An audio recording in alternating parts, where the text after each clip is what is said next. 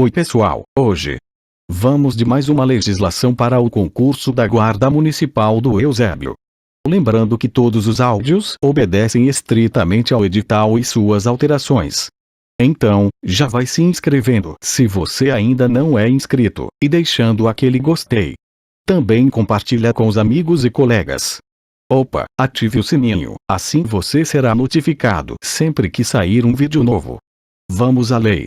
Lei número 10.741, de 1º de outubro de 2003. Que dispõe sobre o Estatuto do Idoso. Título 5. Do acesso à justiça.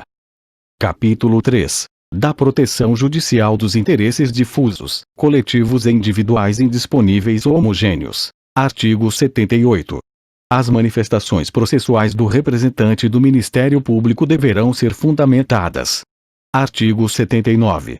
Regem-se pelas disposições desta lei as ações de responsabilidade por ofensa aos direitos assegurados ao idoso, referentes à omissão ou ao oferecimento insatisfatório de: inciso 1, acesso às ações e serviços de saúde. Inciso 2, atendimento especializado ao idoso portador de deficiência ou com limitação incapacitante. Inciso 3, atendimento especializado ao idoso portador de doença infecto-contagiosa. Inciso 4, serviço de assistência social visando ao amparo do idoso. Parágrafo único. As hipóteses previstas neste artigo não excluem da proteção judicial outros interesses difusos, coletivos, individuais indisponíveis ou homogêneos, próprios do idoso, protegidos em lei. Artigo 80. As ações previstas neste capítulo serão propostas no fórum do domicílio do idoso, cujo juízo terá competência absoluta para processar a causa, ressalvadas as competências da Justiça Federal e a competência originária dos tribunais superiores. Artigo 81.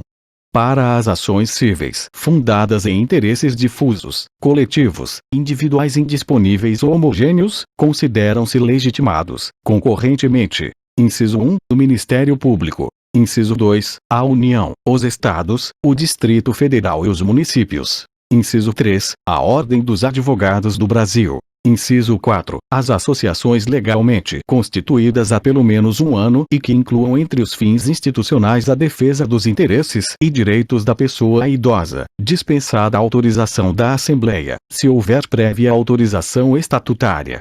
Parágrafo 1º. Admitir-se-á litisconsórcio facultativo entre os Ministérios Públicos da União e dos Estados na defesa dos interesses e direitos de que cuida esta lei.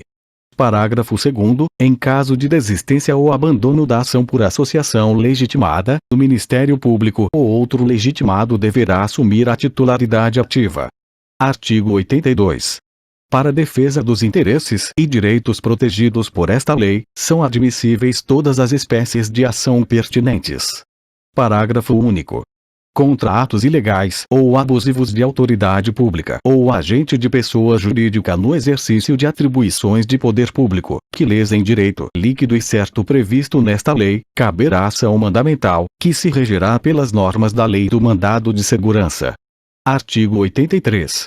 Na ação que tenha por objeto o cumprimento de obrigação de fazer ou não fazer, o juiz concederá a tutela específica da obrigação ou determinará providências que assegurem o resultado prático equivalente ao adimplemento.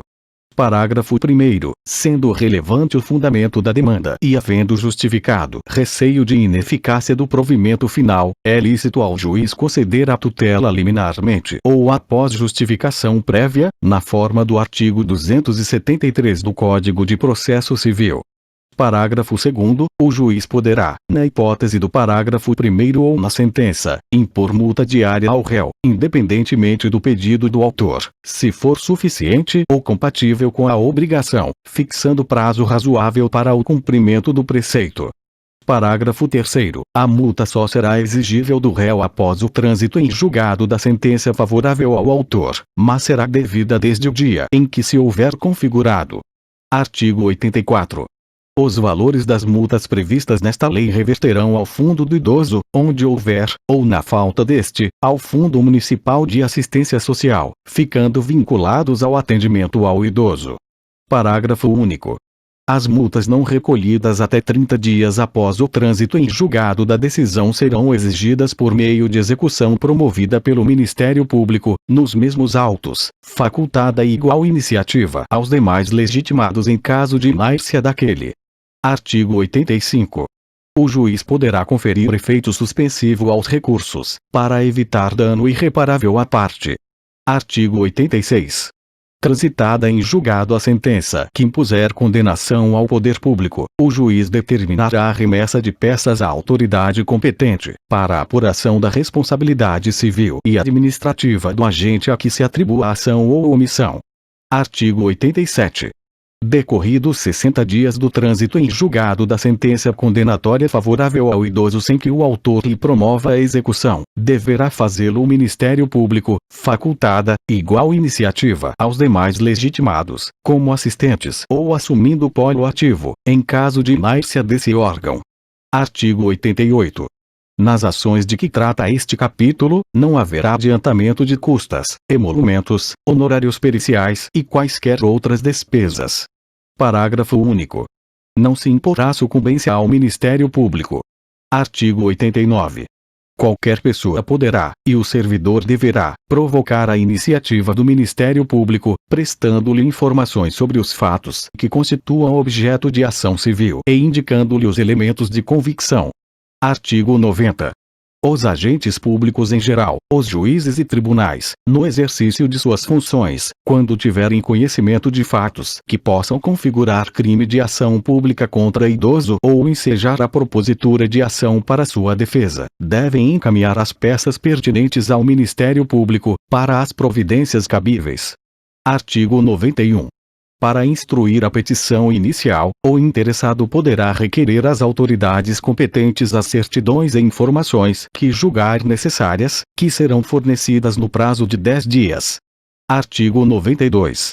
O Ministério Público poderá instaurar sob sua presidência, inquérito civil, ou requisitar, de qualquer pessoa, organismo público ou particular, certidões, informações, exames ou perícias, no prazo que assinalar, o qual não poderá ser inferior a 10 dias. Parágrafo 1º. Se o órgão do Ministério Público, esgotadas todas as diligências, se convencer da inexistência de fundamento para a propositura da ação civil ou de peças informativas, determinará o seu arquivamento, fazendo fundamentadamente. Parágrafo 2º. Os autos do inquérito civil ou as peças de informação arquivados serão remetidos, sob pena de se incorrer em falta grave, no prazo de 3 dias, ao Conselho Superior do Ministério Público ou à Câmara de Coordenação e Revisão do Ministério Público.